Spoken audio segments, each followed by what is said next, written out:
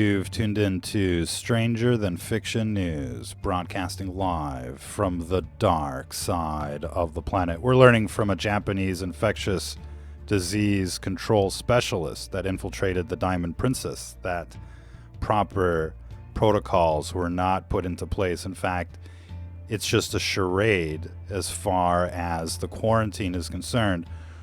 We're learning all about that right now, obviously. The numbers keep going up on this ship, and what we're learning is that people are just, wearing the costumes and keeping people on the ship, but that's as far as the actual protocols really go. There's no red zone, no green zone. People aren't disrobing, if you will, while taking breaks, eating lunch, you name it. So all sorts of infractions, all sorts of things that are suspicious as far as what's going on this ship. And the infectious control specialist that has worked for the government on SARS and Ebola and cholera and the like was not officially allowed on the ship. They didn't want the world to know what was actually going on. And in fact, it looks like the authorities have used this ship as a type of experiment just to see how bad this virus is and what might be done about it. We're going to get into the latest information. Of course, this operation has gone into radio silence mode, which is, usually what happens before the attack. And we're learning that Facebook and Google and other big tech companies got together at Facebook headquarters to agree on censorship protocols. So we're going to see a lot less information, a lot less footage of the cytokine storms and the drop dead syndrome and the like, because they're going to be auto-filtering all of that stuff before we can see it in the Western world. So there's every reason to be concerned here, and we're going to be getting into what we know so far, as well as what we've discovered today. Every day is a research project over here at Stranger Than Fiction News. Appreciate everybody tuning in out there in the audience. We're broadcasting live on the ScrewTube. Much love to everybody out there. And you should be paying attention to this story, because there's certainly plenty of things to cover here. We're going to start with, perhaps, if we can load this up properly. The video guy is on vacation right now. We're going to start with some of the latest information that is coming through the wire that you can find on our website, stfnreport.com. And then we're going to get into a couple of interesting white papers. And then we'll try and get into the latest figures, but we're on a schedule, so we're only going to be able to go live here for a short amount of time. Right now, China has destroyed $600 million in cash to stop the spread of the virus. We should be paying attention to everything they're doing to try and slow down the spread of this virus. So it's going to be on the money. It's going to be on the mail. It's going to be the back door to infections, because people might be real careful at the store, real careful at work, and then they just check the mail, or they touch the money, then touch the nose, and they're in for it. First corona patient had no connection to the Wuhan seafood market. This is becoming more and more obvious. We also want to highlight this real nice article from PubMed, NCBI. Coronavirus is deactivated with hydrogen peroxide. So if you can pick it up during the nesting phase, when it's trying to nest into the back of your throat or something, you can gargle with a little hydrogen peroxide, rinse out the nostrils, with a Q-tip and hydrogen peroxide. Don't overdo it, but in a emergency kind of situation, that is something that is proven to work. We've also got an exclusive report here. Chinese doctors say Wuhan coronavirus reinfection is even deadlier than the first time it comes around. We tried to piece that together a little bit yesterday, and you kind of have to think of somebody with coronavirus as like somebody with a cigarette that never goes out, and that secondhand smoke is just going everywhere. And the more people you have that are infected, it's like more people with cigarettes in a room, and all of a sudden that room fills up. And when you think about virus load, which makes all the difference in terms of pathogenesis, if you will, how the disease will evolve, essentially the less virus you get dosed with, the better it is. The more virus you get dosed with, the worse it is. And that's, the same thing with any type of, chemical weapon, bioweapon, drugs, alcohol, you name it. Dose makes a big difference. So you have to think about it like that. And if you think about secondhand smoke as far as, or equate that to virus shedding, that's going to give you a good idea of what we're looking at. The BBC, here's another real interesting angle to the story. The BBC says that schools will not be closed over suspected cases.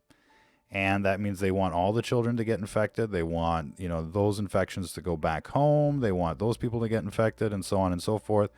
And when you think about, these cruise ships as a phenomenon, as a massive incubator for this virus, we saw another real nasty case land in Cambodia.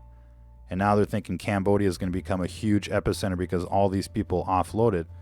Well, just a couple weeks before that, they offloaded, a virus ship, a ghost ship on Jersey Shore. It appeared, it lurched out of the fog, out of the darkness at 6 a.m. Literally, you couldn't make that one up.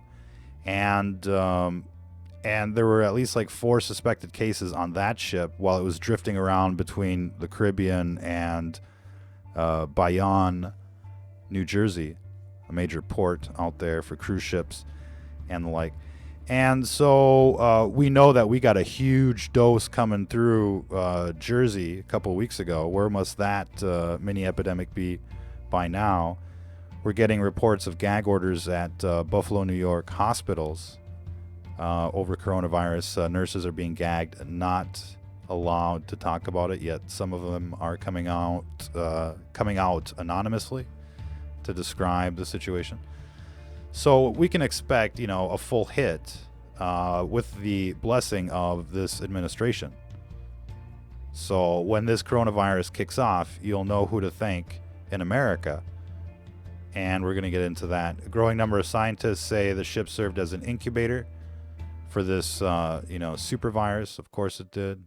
Hawaii announces its coronavirus tests from the CDC were faulty, and it points to a major gap in treating and stopping the spread of the virus. So everybody's coming out saying, well, the people that we tested, 4 out of 5 probably got false negatives. And there are reports from hospitals that people that they know have the coronavirus, they got all the signs, they're linked to China, they got the CAT scans to go with it, and they would do the PCR tests, and they would test them again and again, and it was negative. It wasn't until like the disease was severely progressed up to the point where they're getting choked out by it, that it actually showed up on the PCR test. So the viral load had to be like astronomical proportions before they would actually get a positive. So that means that there are tons of cases that they missed, ladies and gentlemen. And that's just the beginning of the nightmare. Of course, you want to check out our video archives for kind of like a full breakdown of everything. This is really just an informal broadcast, but we do want to go over all of this important information. So if you're following this case and you want regular updates, check out our website, stfnreport.com, or our Twitter feed, Twitter feed out there, Stranger Than Fiction News. So, all these reports like Business Insider, and the like, Fox Illinois, right, BBC, right, it paints a picture. Here's some more. Croatia bans all small mail packages from China in effort to contain the coronavirus. So, countries are starting to get the picture. The mail, the money are going to be vectors for infection, ladies and gentlemen. Coronavirus is now at a 15% kill rate in patients over 80, but we're seeing, cases of 30-year-olds going critical, and we've got videos. Let's show you this video again if we can. No, it's not going to work because the matrix is interfering. Let's try this again. But we've got videos from the hospital in this middle section here where you're seeing, lots of little kids being put in body bags. And that's, very disturbing. So we're just starting to get an idea of what this bioweapon is. And we've got, some white papers that really are going to paint the picture about how long they've been working with SARS and HIV strains. In fact, what they call this, what we're seeing right now, is called HIV pseudotyping. It's a common practice in research laboratories, and we're going to be getting into the GP120 receptor. In fact, I think I got a screenshot of what we're going to get into, kind of the coatings and, what the gag section is, what the GP120 receptor is, and how that plays a role in this virus. So we're going to get into that the best we can on this live format, but we're going to get back into some of the other real interesting updates as far as this virus is concerned. Oh, Boy Scouts of America files for bankruptcy after sex abuse lawsuits. Wherever there's kids, there's predators. And you know what these predators are? They're libtards from California. And you know who's going to get dosed by this super virus? Sodom and Gomorrah. Hardcore. And, we talked about this just like a few weeks ago, or we should say a few weeks before this outbreak kicked off. The Chinese were like, we're going to rewrite the Bible. And now all of a sudden they're getting hit with the biggest biblical plagues anybody can, pretty much imagine. So there you go. I don't think we're going to play these videos, although, this is an interesting video. No, it's not going to happen. It is going to happen. Okay. Of people in PPE or personal protective equipment, basically keeling over and the like. We got more videos of body bags. What else was there? Okay, now China is sending everyone that's spreading rumors to prison for 15 years. So that's why we're not seeing as many videos as we used to. Lots of journalists have gone missing. It's a hardcore genocide right now. And, we went into, some of the reasons why. And I suppose we'll just kind of like talk about that again right now. There's a chance that this virus is a retrovirus. That means that it'll incorporate itself into the DNA of the host, meaning there's no way to get rid of it. It's like herpes, it'll come back, and that means that these people will perpetually be contagious. There's no cure, there's no vaccine, and this thing spreads and infects like AIDS. And we should almost really get into some of these white papers right now as we're pressed for time here. But here's an article from the Journal of Virology, pseudotyping human immunodeficiency virus HIV-1. Most HIV is HIV-1. And here's a real interesting paragraph, and I think you'll get the idea, and you'll probably want to go read this article for yourself. But human immunodeficiency virus, HIV, normally enters the cells by direct fusion with the plasma membrane. In this report, HIV-1 particles capable of infecting cells through an endocytic pathway are described. Chimeric, that's like chimera. Chimeric viruses composed of the HIV-1 core and the envelope glycoprotein of another virus were constructed and are herein termed HIV-1 VSV pseudotypes. They do this all the time. They love mixing viruses with HIV to try and figure something out. And, we see endless papers of HIV pseudotypes. It's a regular kind of thing. So whenever you see HIV in a virus that's not HIV, you know it comes from a lab, because these people are doing this all the time. That's all they pretty much do. Now listen to this. HIV-1 VSV pseudotypes were 20 to 130-fold more infectious than non-pseudotyped HIV or just regular HIV. This was back in 1997, ladies and gentlemen. And, the research has gone, warp speed from there. Novel inhibitors of severe acute respiratory syndrome coronavirus. And here they're talking about, again, listen to this. This is a different paper, but it is a scientific, a journal paper. Severe acute respiratory syndrome, SARS-1. This Wuhan supervirus is now being called SARS-2 COVID. They keep changing the name to confuse people, but it's basically very similar to SARS, and there's a reason for that. But severe acute respiratory syndrome is an infectious and highly contagious disease that is caused by SARS coronavirus and for which there are currently no approved treatments. We report the discovery and characterization of small molecule inhibitors of SARS-CoV replication that block 3 different types of mechanisms. The compounds were discovered by screening a chemical library of compounds for blocking entry of HIV-1 pseudotyped with SARS-CoV. So here we see another example of HIV being mixed in with SARS-CoV. These are all U.S. researchers from Missouri, Alabama, Philadelphia, Kentucky, etc. But this is a very interesting article, and it goes into the idea that basically low pH promotes virus replication. And so that's another thing that you're going to want to think of is, raise your pH. Raising your pH lowers the replication rates of this virus in your body. And since most people are going to get infected with this, you're going to want to be thinking about disease management versus, containment, really. And we're going to get into, all sorts of angles of what they're discovering. But basically, we know that hydrogen peroxide deactivates the virus. It's very effective on coronavirus, and we provided the link on our website, stfnreport.com. Higher pH will render the functions of the virus more difficult for replication, and you can microdose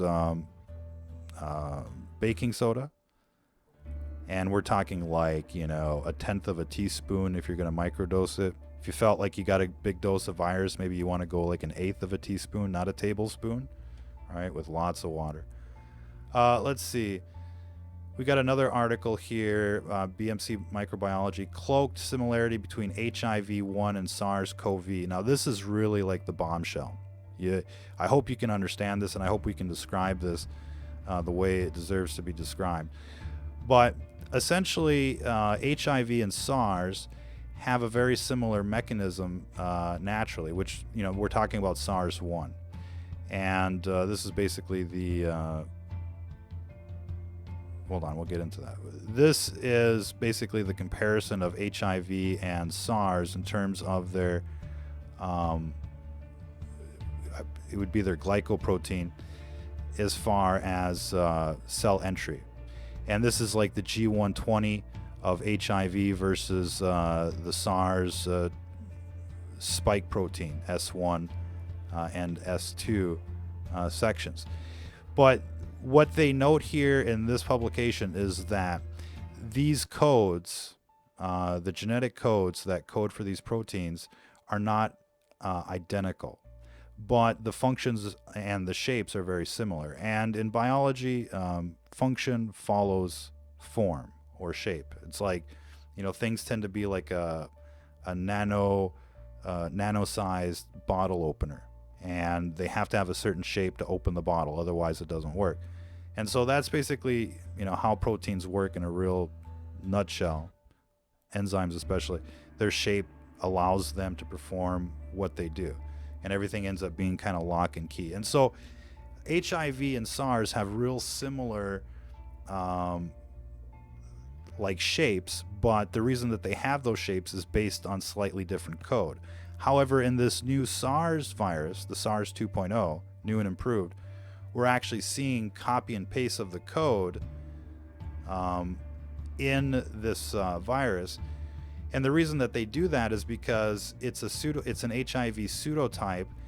What we're learning is that they took a SARS-like virus, a coronavirus that wasn't SARS, that couldn't infect humans, and so they crossed it with HIV to see what it would be like if that particular strain would jump into humans, because the shapes are the mechanisms are very similar in shape, just not in code. So to basically, make it happen, they just have a kit that uses HIV code to give them the function to infect human cells. And we're going to have to work on, basically describing all of that. But I think that this will give people, hopefully, a bit of an idea to go on. And we're going to get back into some of the other things that we wanted to cover here. If you're just joining us, we're just going to jump back to some of the breaking news, if we can. Of course, the video guy is on vacation. Now, we know that the isolation protocols or the infectious disease protocols that should be in place during a quarantine were not put in place on this ship. And that's the reason that we're seeing the massive spread right now.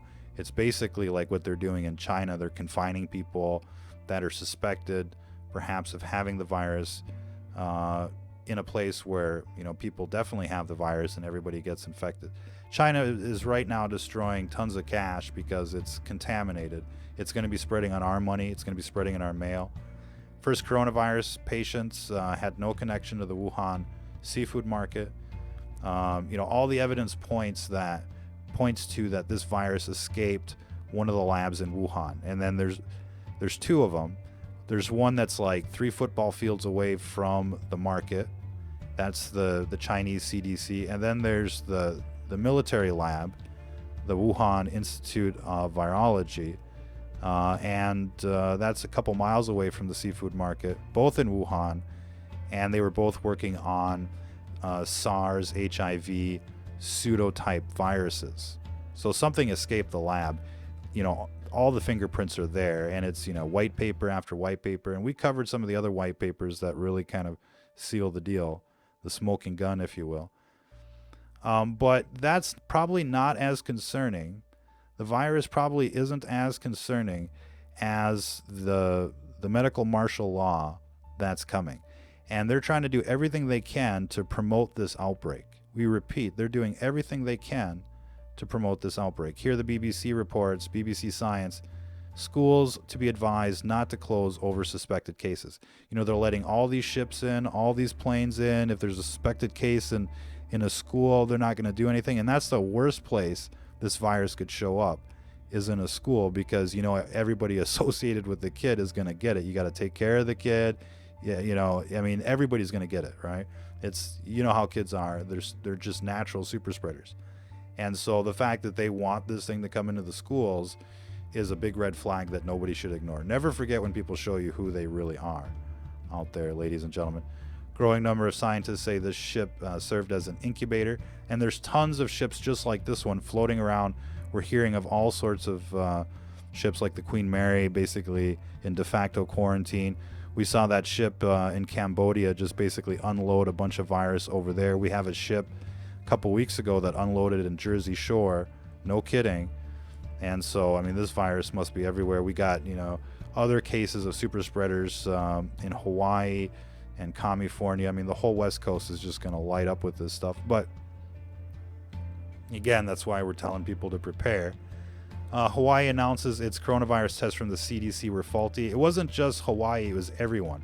The tests, weren't made to detect this virus on purpose. Or this virus was designed to beat the tests on purpose. But usually they can design a PCR test that's pretty, custom fit. In any case, the CDC has admitted that. Everybody knew that for quite some time, that the tests that were out there just weren't working. And, obviously this weaponized virus was made to circumvent standard protocols as far as detection, containment.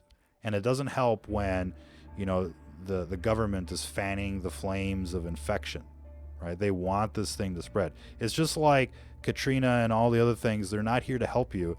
They're here to basically take advantage of the crisis, to exploit the crisis. Croatia bans all small packages from China in an effort to contain the outbreak. Deadly virus has a 15% kill rate. Let's see.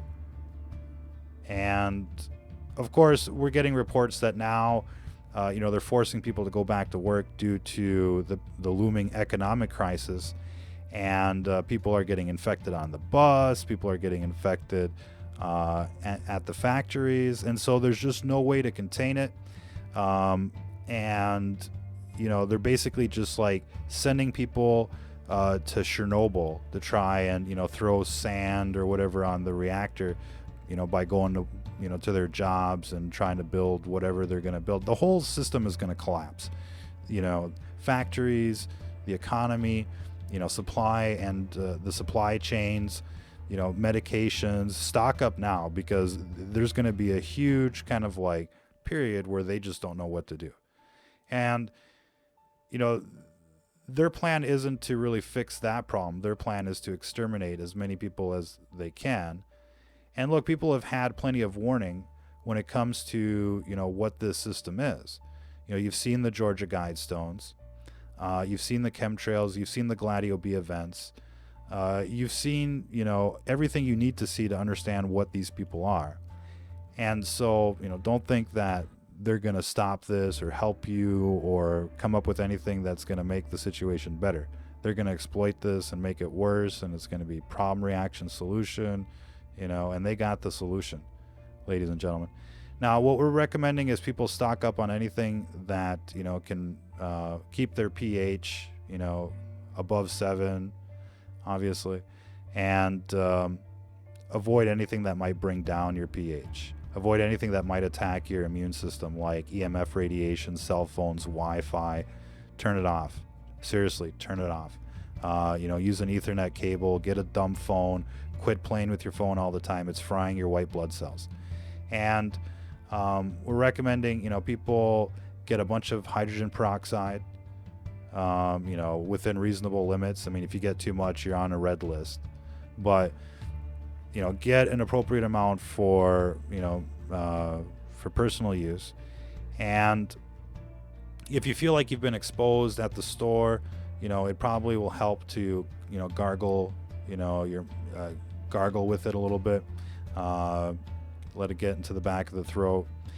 Hydrogen peroxide will deactivate coronavirus, but that only works like in the nesting phase. If it gets past the nesting phase and starts to grow and spread, a topical antiseptic isn't going to work anymore, and you can't really take hydrogen peroxide pills. So you can swab with it, you can rinse mouthwash with it, but you can't really do anything else with it. So it's kind of like an additional line of defense. And again, nothing that you're going to be able to use is going to be 100% effective, but adding everything together gives you a better chance. So the P95 masks aren't going to be 100% effective. The N99 masks or whatever aren't going to be 100% effective, but it's better than nothing. And the mouthwash with hydrogen peroxide isn't a cure, but it's better than nothing. And in this thing, with this epidemic, everything helps. And so you're going to want to pay attention to what you touch. You're going to want to wash your hands regularly, especially if you go out. You're going to want to stock up and basically self-isolate and ride the storm out as the waves of the epidemic blow through your town. And there'll be multiple waves and the like. Now, we're also getting reports about reinfection, and this is a real interesting kind of angle to the story. Given that this is an HIV pseudotype virus that escaped the lab that's been weaponized, it's going to have some of the properties of HIV. Now, HIV loves the T cells, and maybe we can go a little bit into this. Now, let's see if we can clean this up a little bit, perhaps. But here on the right-hand side, this virus-looking thing that you're looking at is actually HIV. It's it looks kind of similar to the SARS coronavirus, and I don't think any of this stuff is really gonna show up. But what this new virus has, what the Wuhan supervirus has, and what HIV has for starters, is the GP120 receptor. It's kind of like the key in the lock and key that lets this virus into the cell. And so this GP120 is made for white blood cells, the T cells. So there's all sorts of cells in the immune system, but the T cells basically get attacked by HIV. It's one of the the predominant target cells. And so given that this chimera strain from Wuhan has GP120 on its spike protein, means that it's going to attack white blood cells. Now, it also has another thing in common with HIV, which is the GAG portion of the code, which can code for all sorts of things, and I'm not sure if they really know what's in the GAG portion of that code. And let's see if we can clean this up a little bit so we can highlight that a little bit. But at the bottom here is basically the reading frames of this virus, base pairs from 0 to 10,000. It's about a 10 megabyte virus, right? 10,000 base pairs, 10,000 megabytes. It's a program. Life is a programming language. It's, it literally is a program designed. But starting at around 1,000, you see this blue section GAG, and it's got P17, P24, P7, P6. These are proteins. Now, these codes code for proteins, and proteins have a function. They do something in the body. Now, they're not entirely sure, what all of these proteins are going to do just yet in this coronavirus, but you can bet it's got some, nasty little things in it, as well as other types of codes in there. But again, the fact that it has similarity to HIV is actually not a surprise, because that's really the standard practice in virology.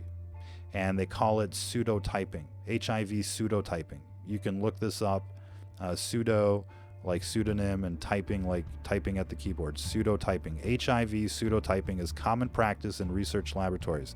And given that we're seeing GP120 and a GAG section from HIV, tells us that this is, standard laboratory a pseudovirus. It's not a virus that you would find in nature, so they call it a pseudovirus. And this is the smoking gun. And now the question is, well, what do we do? And they're just trying to learn as much information as they can about this virus, and that's where the Diamond Princess kind of like came into the picture. Ladies and gentlemen, let's see if the video guy can come back. But this is, this is a devastating bioweapon that has been released and is circulating right now. And the government is basically on board with, having everybody get infected. And that should concern everyone, because they want you to be exposed, just like these people on this ship. And so, that's the least we can say. We're going to come back with another broadcast. We're going to have to leave it there. Check out our website for numerous updates. As soon as we find something, we'll put it up there before the broadcast. So if you're looking for information in between shows, you'll find it there first. And plus, there's just a ton of stuff here on our website, stfnreport.com. You can scroll through it, load more content, and the like. And here's a real nice one. Criminals have smaller brains, so do libtards. It goes hand in hand. That's why these people act retarded. Any case, we'll leave it there for this broadcast. Please support our show, support our research at patreon.com/STF News. And we're going to try and get as much information out there. But tips of the trade right now for managing this disease: lower your virus exposure. Always. Even if you get infected, it still matters. And you just you want the least amount of it as possible. Reduce your viral load. Don't tailgate people into the store. Don't breathe in, around people, that are in close proximity.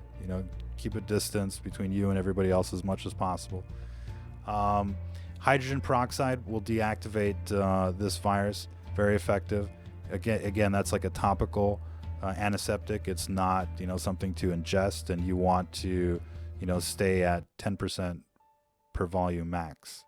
So, don't use the 100% H2O2, to say the least. And